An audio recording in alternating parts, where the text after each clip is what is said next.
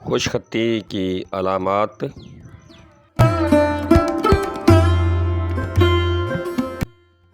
First sign,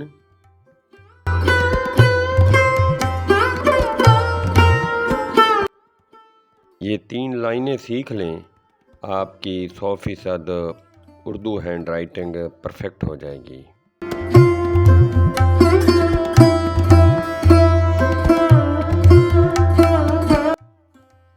جی السلام علیکم، میں گلزار ندیم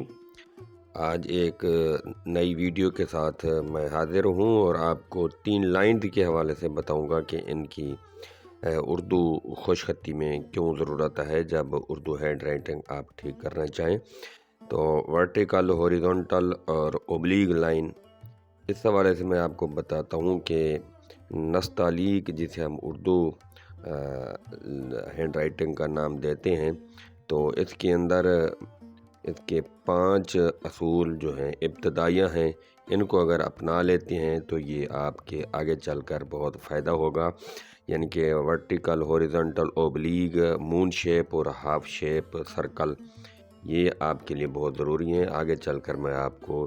مکمل تفصیل سے بتاتا ہوں کہ کہاں کہاں پہ اس کی ضرورت ہوگی، لیکن یہ 3 لائن جو ہیں وہ آپ کی ہینڈ رائٹنگ کو سنوار دیں گی۔ تو پھر اس کے اگلے جو میں ویڈیو بناؤں گا اس میں آپ کو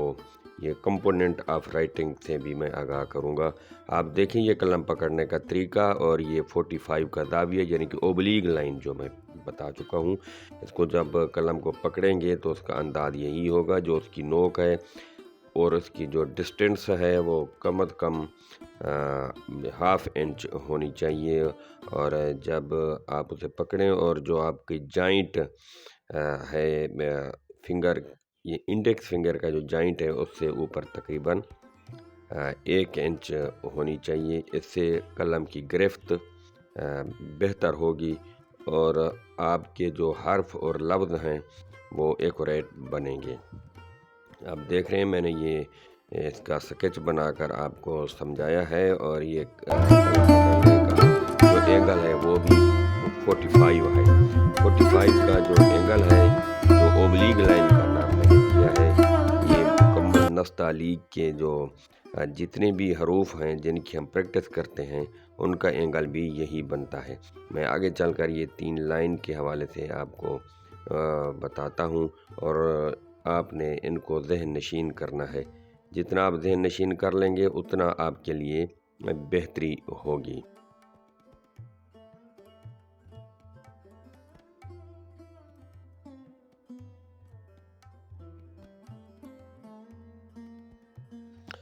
ہم حروف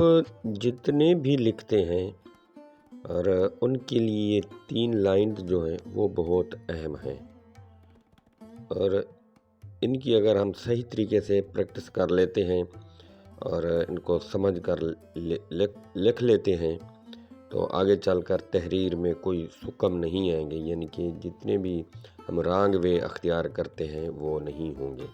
تو آپ نے میری اس ویڈیو کو غور سے دیکھنا ہے،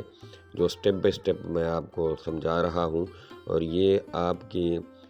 ہاتھ کے اندر ایک انقلاب برپا ہو جائے گا اگر آپ اس کو صحیح طریقے سے سمجھ کر لکھتے ہیں۔ تو یہ دیکھیں میں نے یہ جو اینگل ہے وہ سمجھا رہا ہوں، اوبلیگ، یعنی کہ یہ قلم پکڑنے کا جو زاویہ ہے وہ بھی 45 ہے، اور جب قلم پکڑنے کا جو اینگل 45 ہوگا تو یقیناً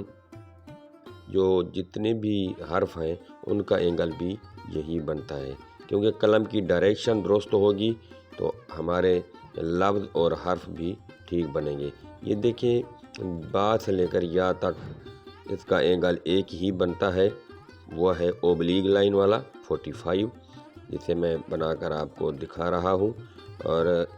اس کی ابتدا میں اگر ان کی پریکٹس آپ کر لیتے ہیں، اوبلیگ لائن، ہاریزونٹل اور ورٹیکل لائن جسے ہم الف بولتے ہیں، تو آگے چل کر آپ کے لیے مشکلات نہیں آئیں گی۔ اگر یہ میں بات ہمیشہ دہراتا ہوں اپنے لیکچر میں بھی کہ اگر آپ اپنا قلم چلانے کا طریقہ، پکڑنے کا اور اینگل کو ذہن میں یاد رکھ لیتے ہیں تو آنکھیں بند کر کے لکھیں گے تو وہ بھی حرف صحیح بنیں گے۔ تو یہ دیکھیں اینگل وہی ہے اوبلیگ لائن والا، جیسے جیم، دال، را، سین، سواد، یعنی کہ جو ہم صیغہ اور ہم شکل الفاظ ہیں جو سواد، زواد، زوئے، اور یہ دیکھیں ان کا اینگل بھی یہی ہے۔